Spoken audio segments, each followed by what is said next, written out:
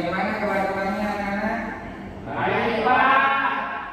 Alhamdulillah. Kata kelas ada semua kan teman-temannya? Habis sudah tidur, Pak. Kenapa itu teman-teman? Berhalangan sakit, Pak. Jadi siapa itu? Berhalangan saya diambil seorang satria dengan Pak. Oh iya. Baik. Mungkin untuk lebih jelasnya Bapak absen dulu ya. Siapa ya? Hadir Pak. Anjar Karma, Hadir, Pak. Muhammad Akram Amir, Hadir, Pak. Suci Lawati. Nah baik, sudah dijelaskan tadi untuk yang tidak hadir teman-temannya, kita doakan agar teman-temannya bisa sembuh dan pulih untuk ikut bersama kita mengikuti pembelajaran. Pak. Sebelum memulai pembelajaran, Bapak dulu siapkan LCD-nya. Iya, Pak. Itu, Pak.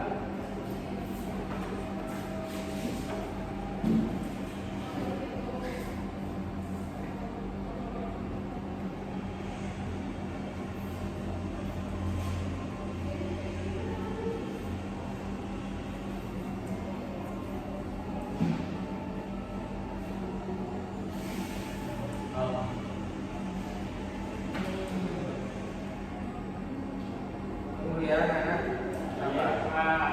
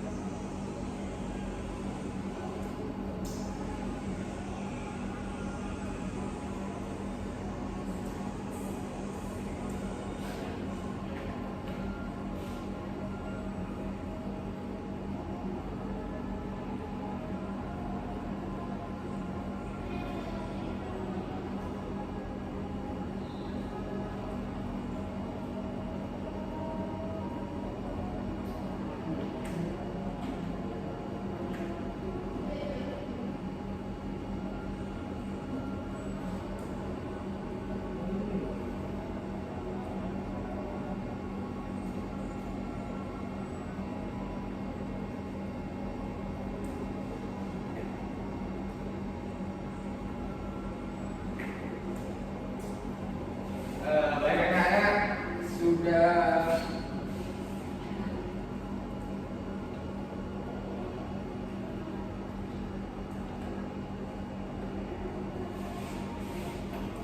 baik.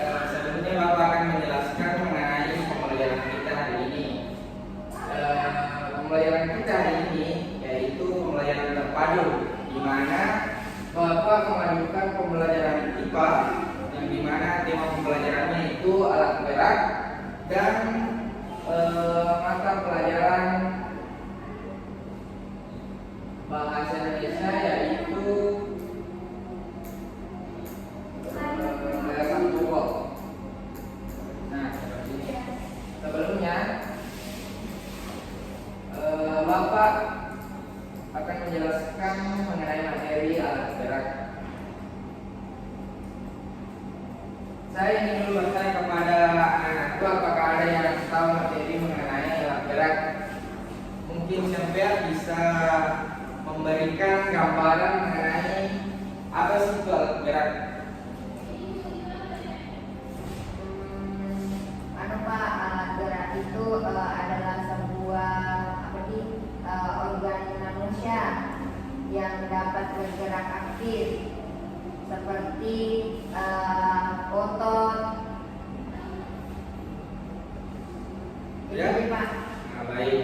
Kita beri aplaus dulu kepada. Nah, betul yang dikatakan tadi temannya sampai mengenai alat berat. Nah, alat berat itu merupakan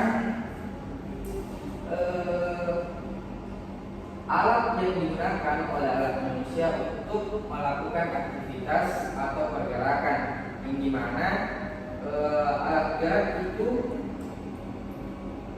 terdiri dari alat gerak aktif dan alat gerak pasif. Adapun komponen dalam alat gerak itu ada dua. Yang pertama itu otot,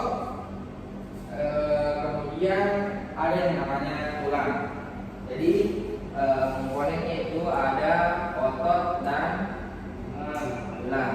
Sekali kita masuk ke alat gerak aktif, yaitu otot. Otot merupakan jaringan dalam tubuh manusia yang dapat berkontraksi, mengerus, dan relaksasi mengatur. Adapun fungsi dari otot yaitu alat gerak aktif untuk membantu tulang agar dapat bergerak.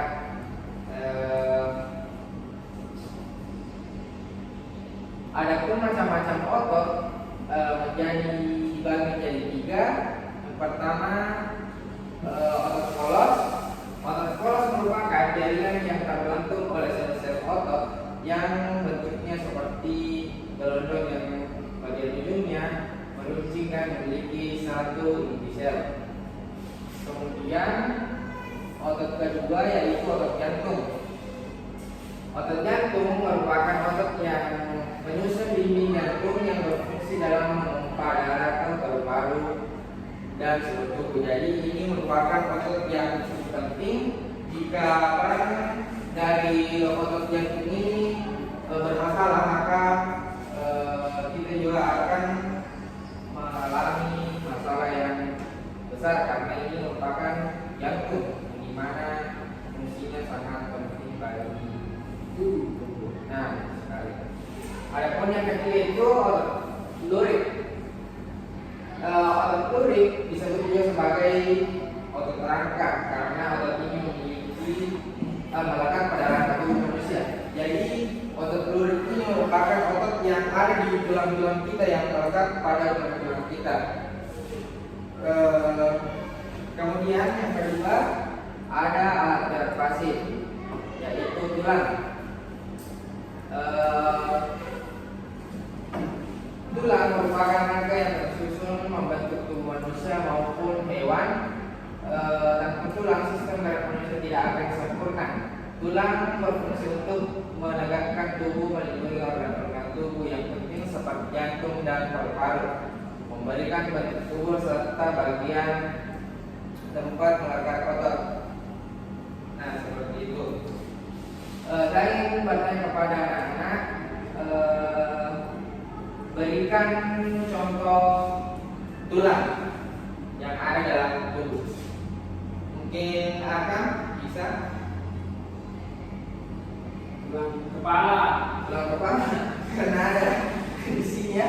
Mungkin tulang yang lain di bagian tulang pertengahan atau bawah. Tulang bahu. Tulang bahu. Di mana tulang bahu? Di sini. Ya, betul sekali, di sini ya. Tulang bahu. Baik, ini ada macam-macam tulang, ada rangka badan itu terdiri dari tulang rusuk, tulang punggung dan lain-lain. Ada rangka penggerak, ini seperti yang disebutkan tadi, arkam, yaitu bahu, ada jari-jari, ada siku dan sebagainya. Kemudian lanjut ada apa lagi? Oh, sudah tidak ada. Oke, sebelum lanjut, Bapak akan memutarkan video mengenai sistem gerak. Jadi anak-anakku, saya harapkan untuk menyimak videonya dengan cermat dan bersama, karena Bapak akan memberikan pertanyaan mengenai video tersebut. Kita coba ya.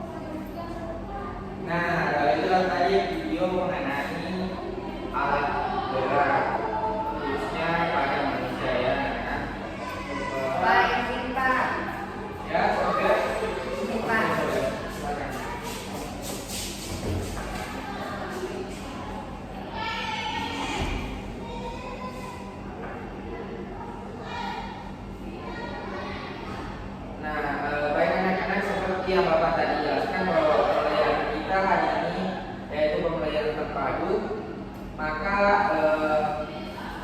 yang mau padukan itu tadinya itu IPA, nah sekarang kita ke bahasa Indonesia yaitu ide pokok. Ada anak-anak yang tahu mengenai apa itu ide pokok? Ide pokok adalah gagasan yang mendaki tiap dasar permasalahan dari sebuah paragraf. Nah, betul sekali yang disampaikan oleh temannya itu Arkam. Ide pokok itu merupakan pembelajaran bahasa Indonesia yang dimana sebuah gagasan yang terdapat pada paragraf yang dimana gagasan tersebut mencakup semua isi dalam sebuah paragraf tersebut. Nah, adapun ide pokok ini bisa ditemukan baik itu di awal paragraf, di tengah paragraf, di akhir paragraf maupun campuran. Campuran itu bisa ada di awal dan di akhir atau di pertengahan.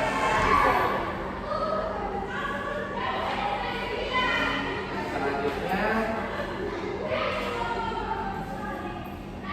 Bapak akan melakukan lagi video pembelajaran mengenai ide pokok.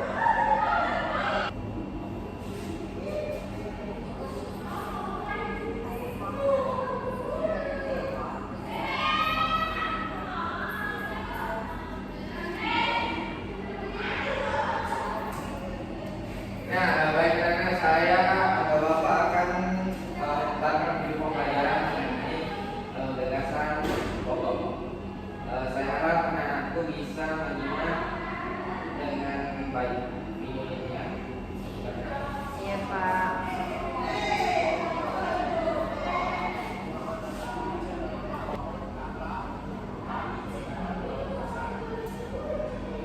Nah, itulah tadi video pembelajaran mengenai ide pokok atau gagasan utama dalam sebuah paragraf.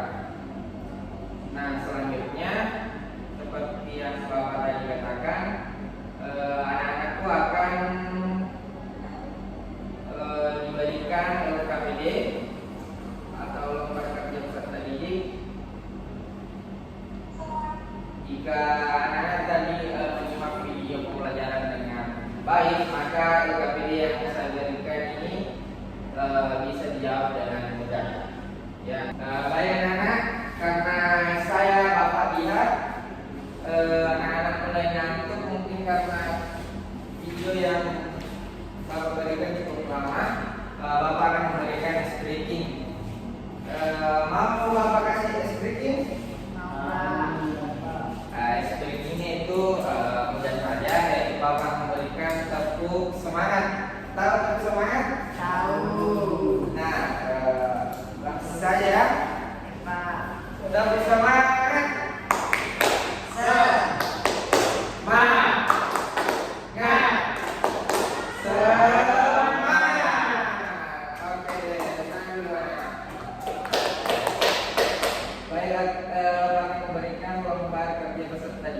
Sebelumnya itu Bapak akan membagi dua kelompok. Kelompok pertama itu ada siapa dengan sekaman. Kelompok kedua ada Arkam dan Suci. Dikerjakan dengan baik ya.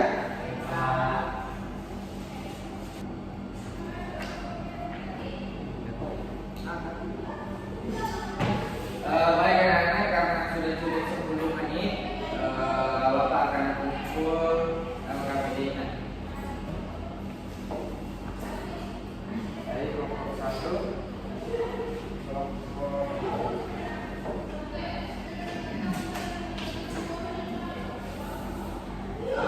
baik, Bapak akan menunjuk kelompok yang naik untuk presentasi ya.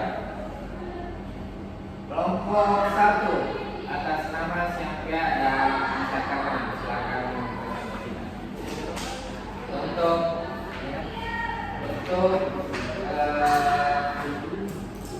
yang lainnya akan disimak presentasi dari temannya. Oke baik, jadi jawaban saya untuk LKPD yang mengenai kesimpulan yang pertama, apa yang dimaksud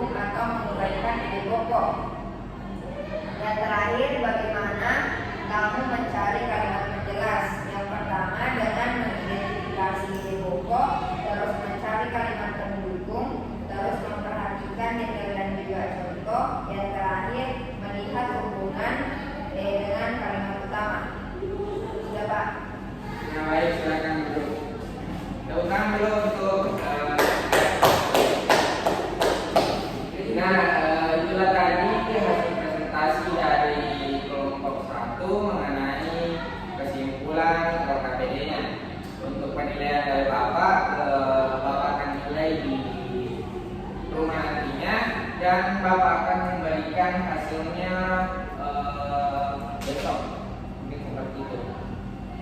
Berhubung dengan waktu yang sudah mau habis, Bapak akan tutup pembelajaran kita dengan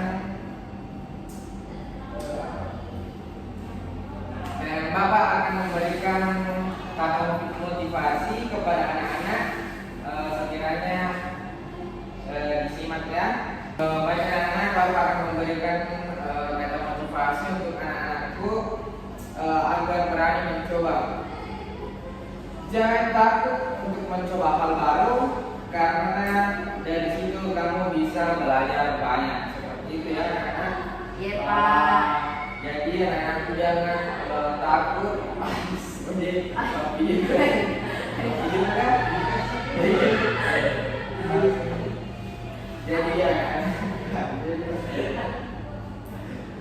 Jadi anak-anak jangan takut ya untuk memulai hal baru, karena setiap hal baru yang kita mulai itu pasti ada pembelajaran yang terdapat di dalamnya.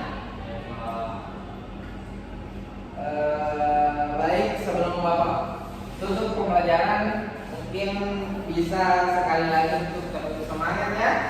Pak. Tepuk semangat.